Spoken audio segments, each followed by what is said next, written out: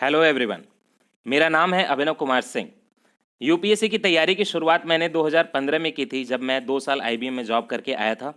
उसके बाद as issue के कारण मैंने लगातार 5-6 अटैम्प्ट दिए, ये मेरा छठा अटैम्प्ट है।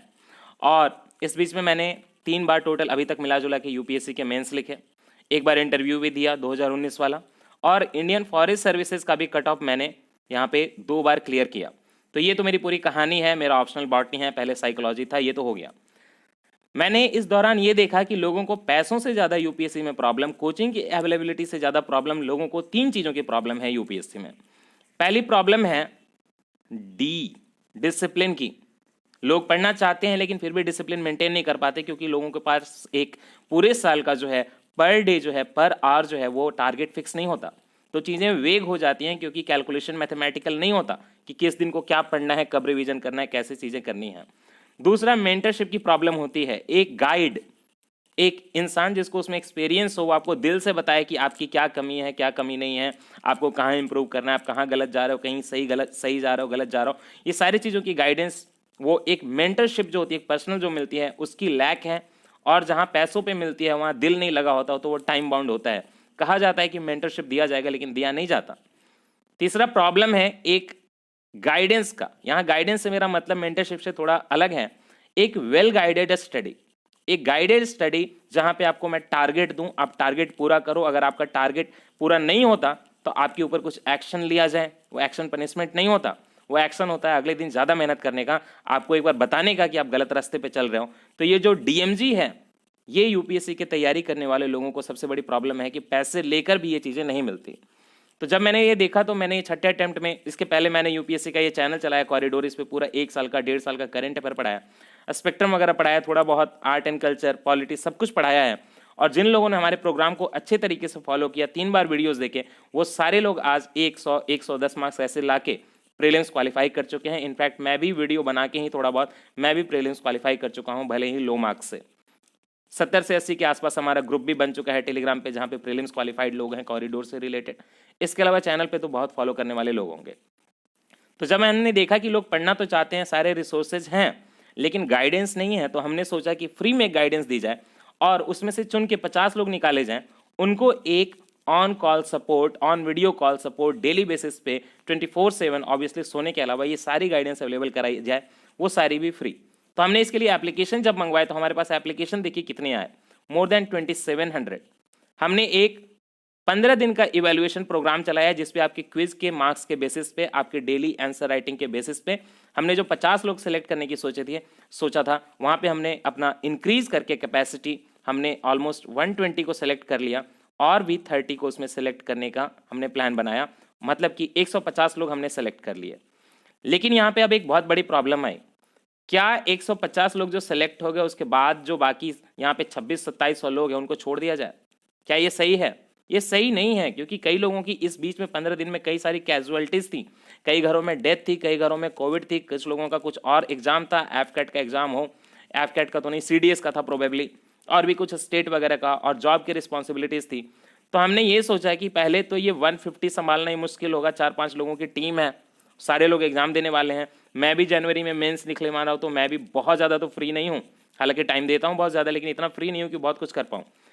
हम यहाँ पे देते क्या है आपको, इस मेंटरशिप प्रोग्राम में फ्री में क्या था, हम डेली आपको एक टारगेट देते हैं, एक 60 डेज का प्लान जैसे हमने अभी तक दिया है। प्रीलिम्स के जनवरी के लास्ट में लोग प्रीलिम्स की तैयारी शुरुआत करेंगे 5 महीने में, और हर किसी का प्रीलिम्स क्लियर हो जाएगा। जो ड्यूली फॉलो करेगा, होल हार्टेडली वो फॉलो करेगा, तो उसका क्लियर होना है। लोगों का हुआ है और वो चीज़ें रिपीट होती हैं।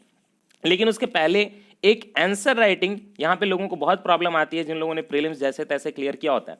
आंसर राइटिंग, ऑप्शनल का टारगेट देना कि भाई इतना घंटा ऑप्शनल पढ़ना है, बिग पिक्चर देखना है कि नहीं देखना है, कौन सा न्यूज़पेपर पढ़ना है, कौन सी किताब पढ़नी है, कहाँ डुप्लीकेशन करना है, कहाँ मल्टीपल सोर्सेज रेफर करने हैं, कहाँ रेफर नहीं करने, नोट्स बनाने कि नहीं बनाने, ये सारी चीज़ें संभालने के लिए कहीं ना कहीं हमारी टीम जो है वो छोटी पड़ गई और डिमांड बढ़ती गई। और आप अगर मैं आपको एक बार ग्रुप दिखाता हूं तो आपको अंदाजा होगा इस एक्सटेंट का कि चीज़ें कहाँ हैं।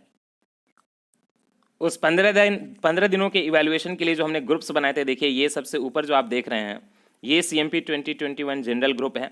अगर आप इसकी मेंबरशिप देखें तो आपको अंदाज़ा लगेगा यहाँ पे क्या चल रहा है। देखिए यहाँ पे 1500 से ऊपर लोग हैं, और अगर फाइल सेक्शन में मैं जाऊं तो 15 से 20 दिनों के बीच का यहाँ पे देखिए क्या डेटा क्रिएट हुआ है, आप खुद देख सकते हैं 1529 के आसपास लोग हैं। और अगर मैं आपको नंबर दिखाऊं फाइल की तो आप खुद देखिए यहाँ पे 10,000 से ऊपर फाइल सबमिट हो चुकी हैं और हर फाइल में इनफैक्ट 2 या 2 से ज़्यादा क्वेश्चन होते हैं, 5 से 10 क्वेश्चन भी होते हैं, ऐसे भी डाले गए हैं 3 से ज़्यादा, और साथ ही साथ 3 ऐसे सॉरी, और साथ ही साथ GS1 और 2 का पेपर भी जो है वहाँ पे सबमिट कराया गया लोगों से। और उसी की बेसिस पे सबमिशंस के आपके डिसिप्लिन के बेसिस पे और क्विज के मार्क्स के बेसिस पे 150 के आसपास लोगों को एक स्पेशल ग्रुप में डाला गया है। हमारे ग्रुप इतने ही नहीं है, हमने देखा कि वर्किंग प्रोफेशनल की चिंताएं अलग होती हैं, तो 400 लोगों के आसपास का वर्किंग प्रोफेशनल का भी ग्रुप बनाया। हमने देखा कि हिंदी मीडियम की अलग आवश्यकता होती है, तो हिंदी मीडियम का भी एक अलग ग्रुप बनाया। देखिए हर जगह ये 60 डेज का प्लान लगा हुआ है। उस प्लान की जो है फाइल की इमेज मैं आपको नीचे PDF की लिंक दे दूंगा, एक्सेल सीट की लिंक दे दूंगा, तो आप खुद देख सकते हैं और समझ सकते हैं कि चीज़ें कहाँ हैं। इस बीच में ऑप्शनल को नहीं छोड़ना था, तो हमने ऑप्शनल के लिए भी सारे ऑप्शनल के लिए ग्रुप बना दिए हैं। मेरे पास आप लोगों का डेटा है अलग अलग ऑप्शनल का भी, आप फॉर्म भरेंगे तो आप जान जाएंगे। तो सारे लोगों के ऑप्शनल के लिए भी ग्रुप बना लिया गया है और सारे लोग अपने अपने ऑप्शनल के ग्रुप को भी लीड कर रहे हैं। देखिए जैसे मैकेनिकल का ग्रुप आपको कहीं नहीं मिलेगा, लेकिन कॉरिडोर का मैकेनिकल का भी ग्रुप है। तो ये सारी चीज़ें हैं, लेकिन ये इतने बड़े बड़े नंबर संभालना, 1500 नंबर, और सबके मतलब मिला जुला के 2000 से ऊपर के नंबर से, और सबको एक इवैल्यूएशन चाहिए आंसर का, जो कि होना भी चाहिए।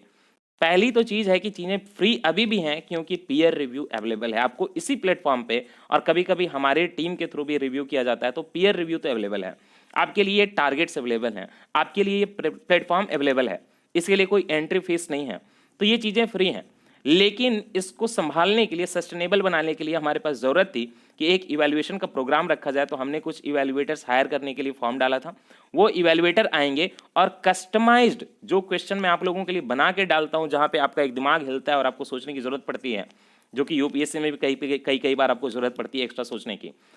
तो उस प्लान के हिसाब से, 60 डेज प्लान के हिसाब से, जो डेली बेसिस पे 2 क्वेश्चन, मतलब कि ओवरऑल 80 क्वेश्चन, वीक में 5 दिन चलता है, 80 क्वेश्चन, इसके अलावा आपके 3 ऐसे, और फिर लास्ट में GS 1 2 3 4 का पूरा पेपर 2020 का मेंस का, जिसमें कि GS1 और GS4 इवैल्यूएट भी किया जाएगा। अभी अगले 10 दिनों में ही हम लोग GS4 पूरा कंप्लीट कर रहे हैं।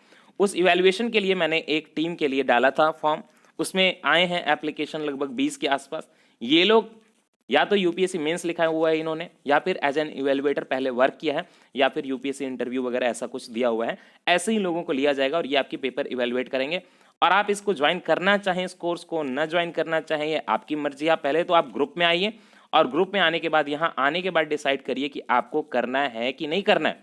Peer review and everything, targets and everything are open for everyone. तो लोगों ने रिक्वेस्ट की थी, जिन लोगों का फॉर्म छूट गया था कि वो 2700 में नहीं आ पाए उस समय पे अप्लाई करने पे, तो उनके लिए फॉर्म फिर से खोला जाए। तो मैंने लिए आपके लिए एक वेल स्ट्रक्चर्ड फॉर्म बनाया है। आपसे रिक्वेस्ट है कि इस वीडियो के नीचे लिंक डिस्क्रिप्शन में दी हुई है, साथ ही साथ पिंड कमेंट में भी लिंक दिया हुआ है, आप उस फॉर्म को भरें। मैं आपको फॉर्म दिखा देता हूँ एक बार।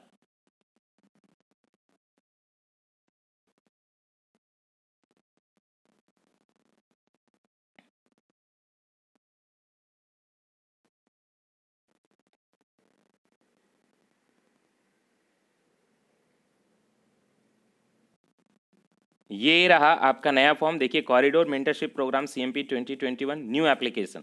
ये सारा कुछ आपको बिल्कुल ऑनेस्टली डालना है। अगर आपने किसी चीज़ में भी अगर ऑनेस्टी ऑब्जर्व नहीं की तो फिर आपको डिस्क्वालीफाई कर दिया जाएगा, क्योंकि best thing we require is not money, is honesty which you have to do, you have to exhibit. Email address डालिए, अपना पूरा नाम सही सही डालिए, 10 डिजिट का अपना फ़ोन नंबर डालिए, 0 और 91 मत लगाइए। आप ये बताइए कि आप नॉन वर्किंग है या वर्किंग है, ये है। ईमानदारी से ये चीज़ों को बताइए आप। उसके बाद 1 मिनट, ये अपना फॉर्म खुल गया, 1 मिनट रुकिए, 1 सेकेंड, चिंता मत करिए, खुल जाएगा ये, है ना। हाँ, तो आप बताइए कि आप वर्किंग है कि नॉन वर्किंग है। आपका ऑप्शनल सब्जेक्ट क्या है, हर ऑप्शनल के लिए यहाँ पे बना हुआ है, तो उसके हिसाब से ही चुनिए। अभी तक ऑप्शनल तो आपने डिसाइड कर लिया होगा। अपना पेरेंटल और एनुअल इनकम या तो 5 लाख से ऊपर है, या 5 लाख से कम है, या 4 लाख से कम है, या 3 लाख से कम है, ऐसे करके सेक्शन बने हुए हैं। उसके हिसाब से हम देखेंगे। हो सकता है कि अगर आपकी बहुत कम इनकम होगी तो हम आपसे जो है चार्जेस, जो कि कॉस्ट बेनिफिट भी नहीं है, वहाँ पे कोई प्रॉफिट नहीं है, वो भी आपका हटा देंगे और आपको हम फ्री में करवाएंगे कोशिश, या पर्सनल गाइडेंस हम आपको अलग से दे देंगे। UPSC मेंस आपने पहले से लिखा है कि नहीं लिखा है, ये बताइए। जॉब या फैमिली का कोई इशू है जो आपको परेशान कर रहा है पढ़ाई में, वो बताइए। आपका यूपीएससी मेंस में मीडियम क्या है, वो तो था ऑप्शनल, मेंस में मीडियम क्या है, और आप किस डिस्ट्रिक्ट से बिलोंग करते हैं, ताकि हम समझ पाएँ कि आप दिल्ली के हैं या नॉन दिल्ली के हैं। और साथ ही साथ आप बताइए कि आपने किसी कोचिंग क्लासेस को ज्वाइन किया है कि नहीं किया है।